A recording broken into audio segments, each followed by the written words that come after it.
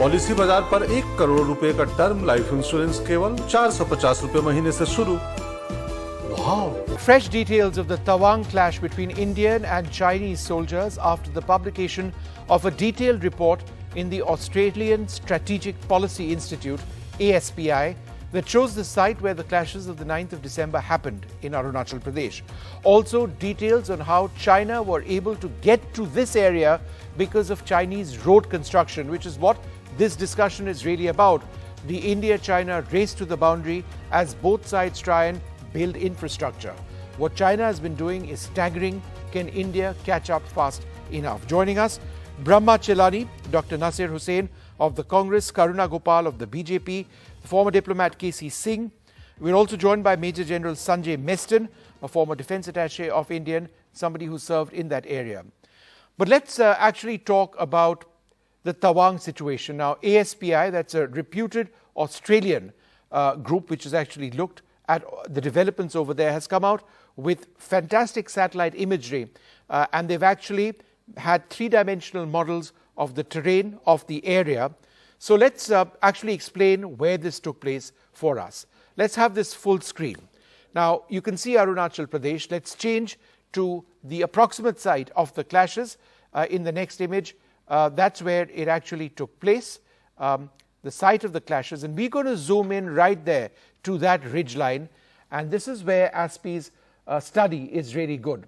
Because what you'll see now, if we change that image, is looking from an Indian perspective onto China. This is a modification, our modification of what ASPI has come out with.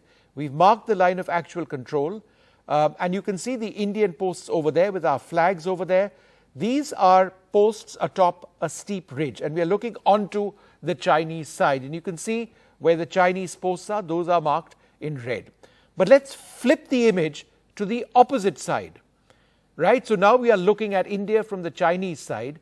Those are the red dots which indicate Chinese posts. And what we've done is we have marked a road.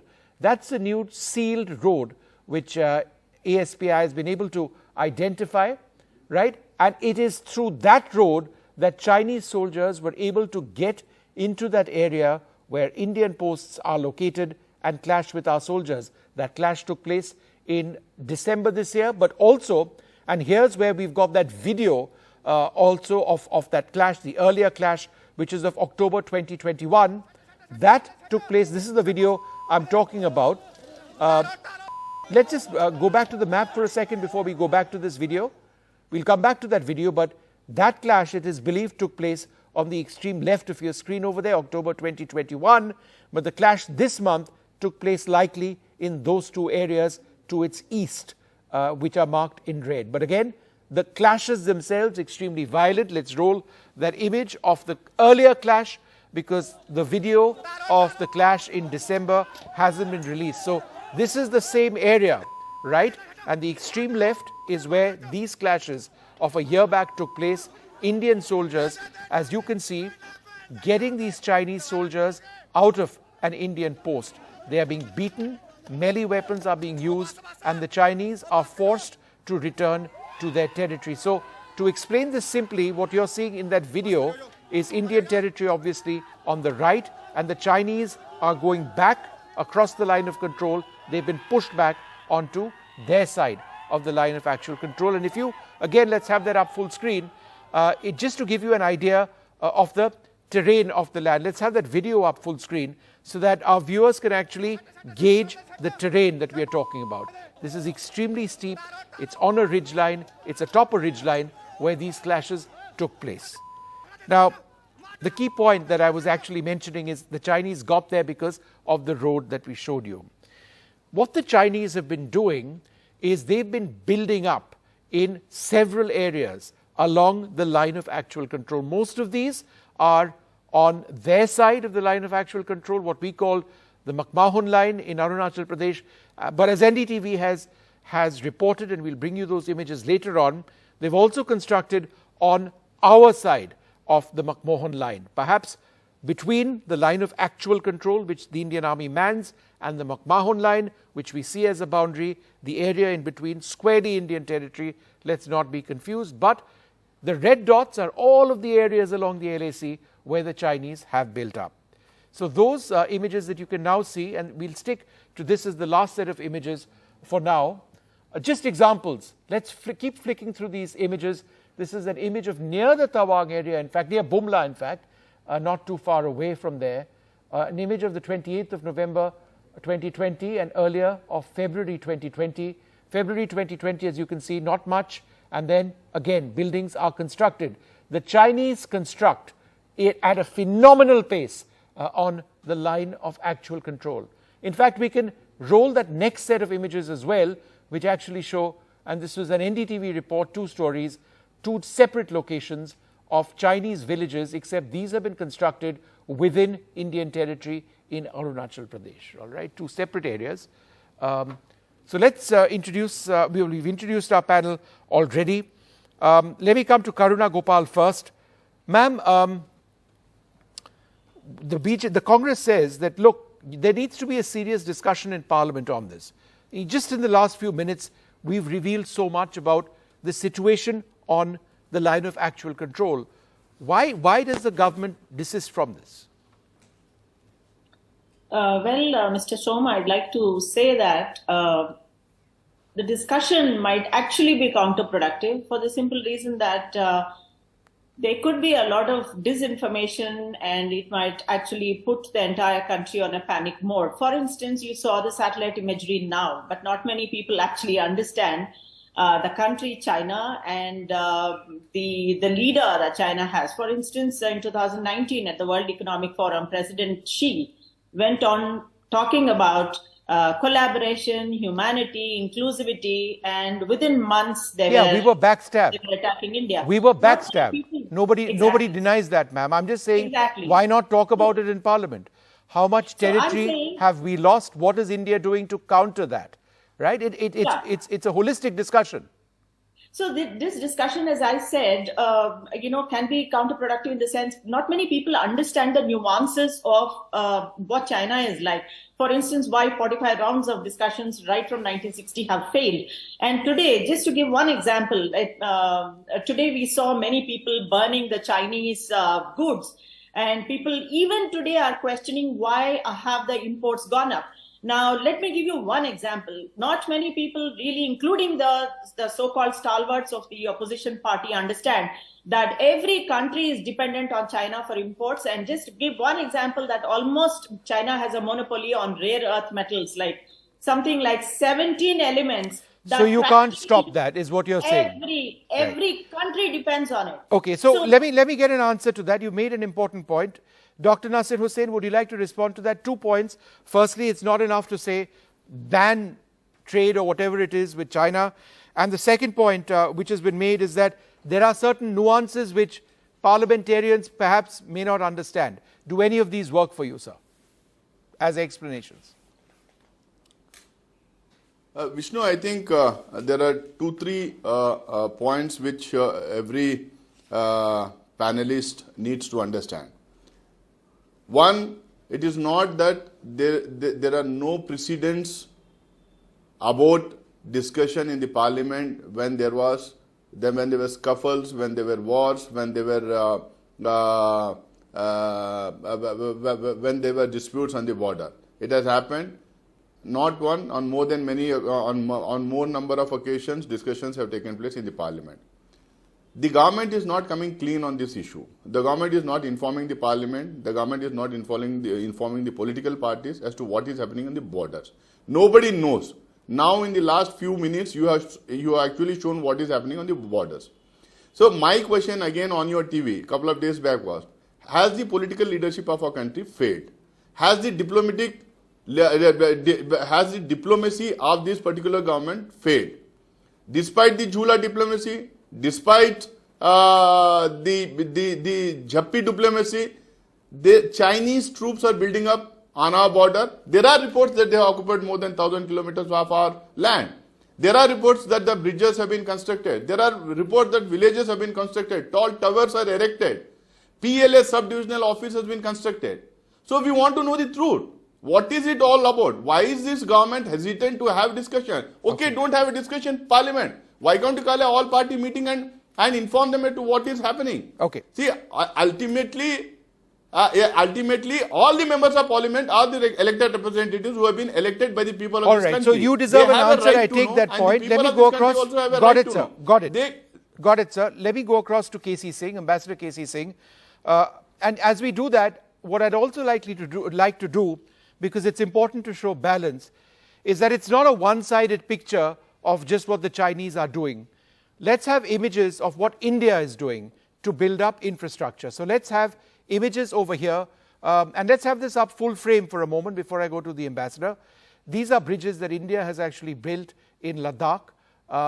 This is the Shok River. This is, I believe, in Arunachal Pradesh, elsewhere. In fact, there has been considerable Indian infrastructure build-up, which is taking place. Umlingla in Ladakh, the highest motorable road in the world, has also been constructed. And let's keep circulating these images. Ambassador, we may have been, this is the Sela tunnel that's being constructed in Arunachal Pradesh, not very far from where these clashes have now taken place. Ambassador KC Singh, this is now taking place.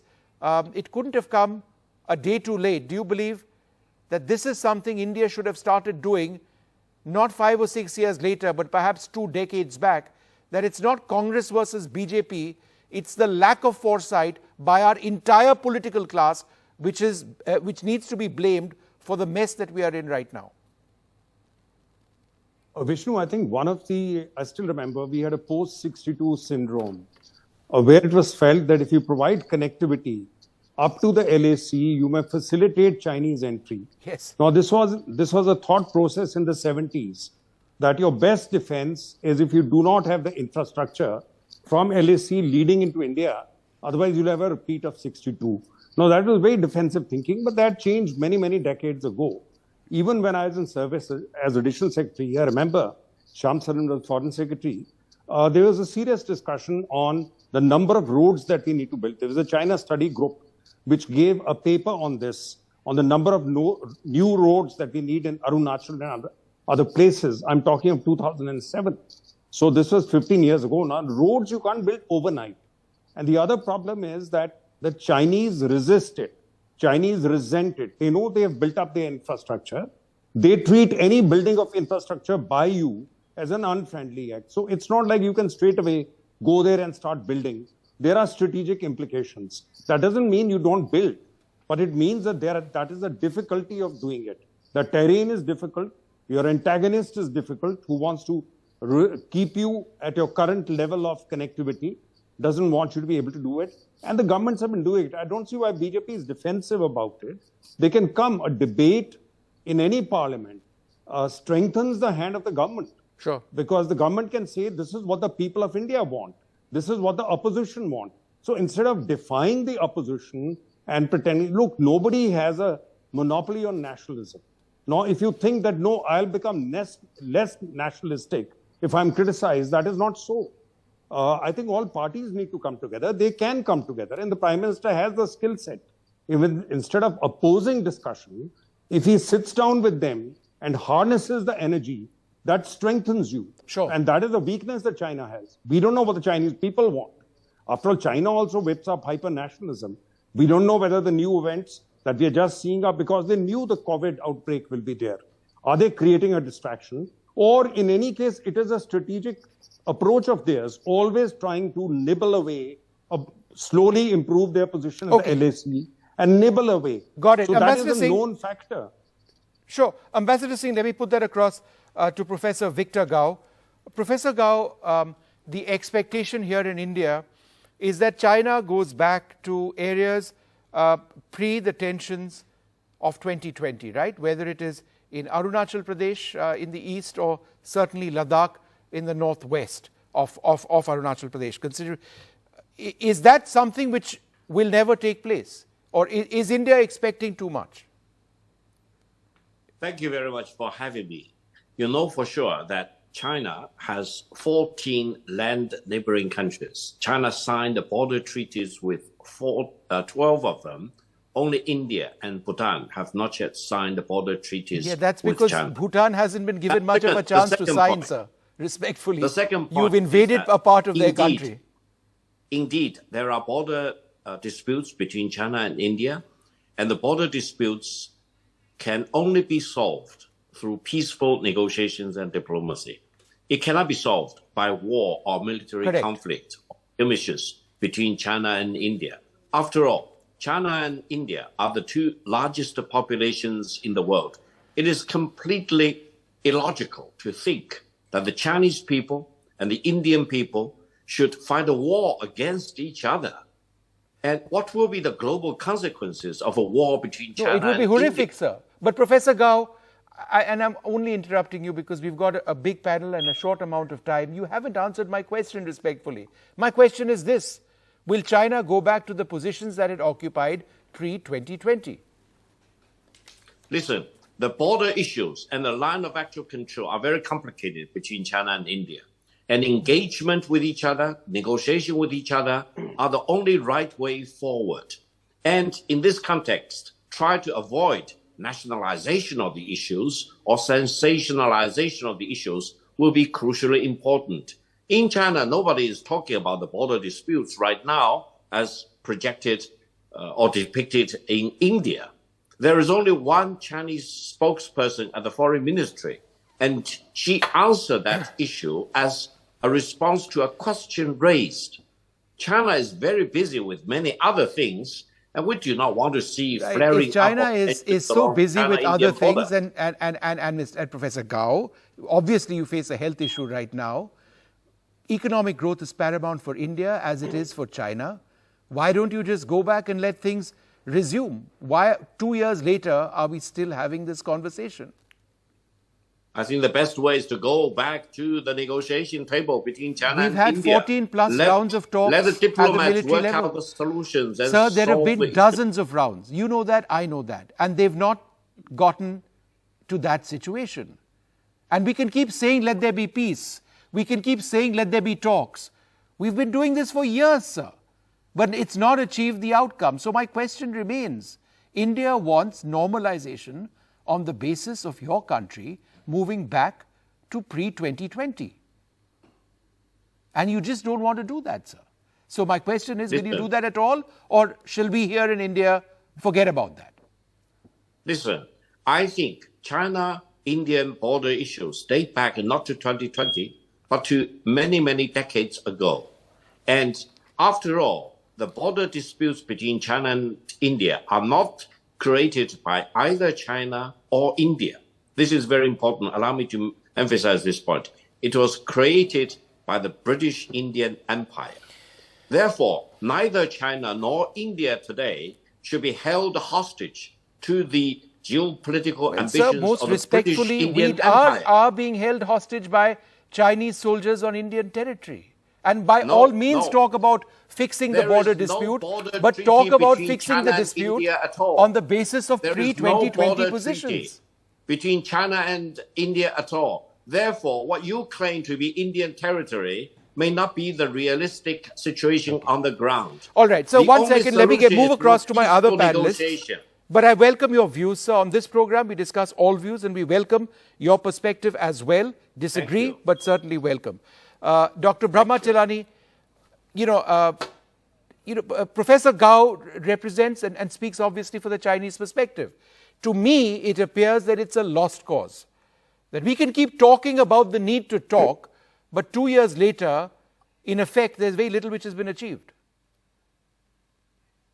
Vishnu, we should not forget the circumstances in which the encroachments of April 2020 occurred. Because the present crisis is a result of China's encroachments of April 2020. Those encroachments happened while India was preoccupied battling the China originating COVID virus. India was enforcing the world's strictest national lockdown. And that's when China took advantage of India's preoccupation to take India by surprise. But to go back to the question that you were debating about infrastructure, let's be clear on one thing. The speed and scale with which China is redrawing facts on the ground without firing a single shot are astounding. This bulletless aggression is based on first mover advantage.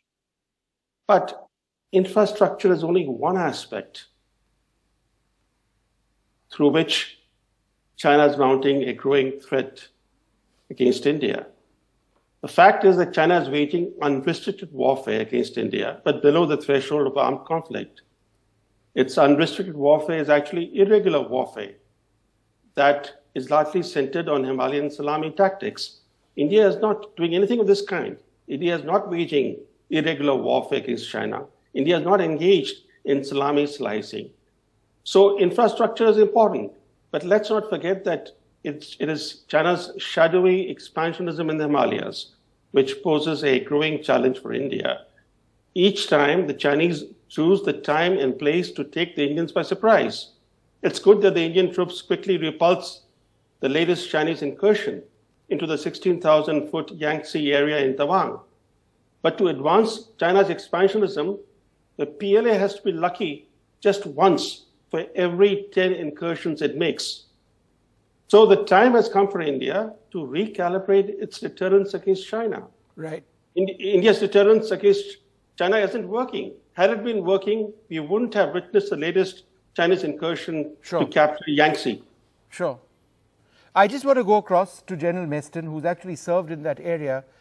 General Meston, the infrastructure that India is building now, whether it's roads, bridges, tunnels, how significant are these in Arunachal Pradesh to surge Indian soldiers right up to the front line, should that be required? Because as a soldier yourself, you know that is something that's never really been there in Arunachal Pradesh the way it needed to be. Vishnu, I do agree. And coming on to infrastructure, see, firstly, what all is involved in infrastructure? One is, of course, roads, tracks, bridges, from, I would say, the foothills right up to the watershed, which we have just seen in the photograph. The Indian Army is occupying the entire watershed along the Arunachal Pradesh on dominating heights. Second is the permanent defenses, bunkers to fight over there. And third is the logistic bases. And of course, fourth is the the habitation where the troops have to be lodged over there. Now, in all these fronts, starting from the roads and tracks, as on date, there are 7 valleys which all axial tracks have been constructed, roads are being constructed, and they are reaching right up to the forwardmost post. So axially, we are now connected very well. Now coming on to the lateral connectivity, because lateral connectivity, inter-valley connectivity is required, and therefore we have the Trans-Arunachal Highway at the foothills, which has been completed. Now also there is a proposal for the Frontier Highway, which is going to be about 100 kilometers from the line of actual control to have this lateral movement. So therefore now bridges, etc. is also good quality bridges are being constructed, but yet there is a caution because the mountains in our area are highly fragile and the working season is just about 3, maximum 4 months, because the rains are the biggest enemy there in maintenance of these roads. So sometimes bridges, culverts keep getting washed. Secondly, coming on to the permanent defenses and bunkers. Now, I would be very candid. As on date, along the entire watershed, first tier of defenses, we have 100% permanent defenses to fight from bunkers. On the Chinese side, I would say practically it is negligible. Your photograph also highlights very clearly, we are sitting on the dominating ridges. The Chinese thereafter is on the lower ridge. In fact, there's a valley and they're on the other side. And there's a village which they built where they are sitting, Yeah. So we are observing them both by fire and observation. So that gives us a lot of advantage. Sure. Thirdly, coming on to the logistic bases, we have been again having logistic bases in last 20, 30 years for storage of ammunition, etc. and even habitation. So I take that point, General. I take that point, and I'm interrupting because I need to wrap this up, that India does sit by and large in many areas on the ridgelines. But obviously to support our soldiers on the ridgeline is where infrastructure, roads and bridges comes in. And there is a big effort now. It has to be said it's nowhere close to what China is doing, but perhaps that needs to be changed and changed fast. I'd like to thank you all very much for being with us.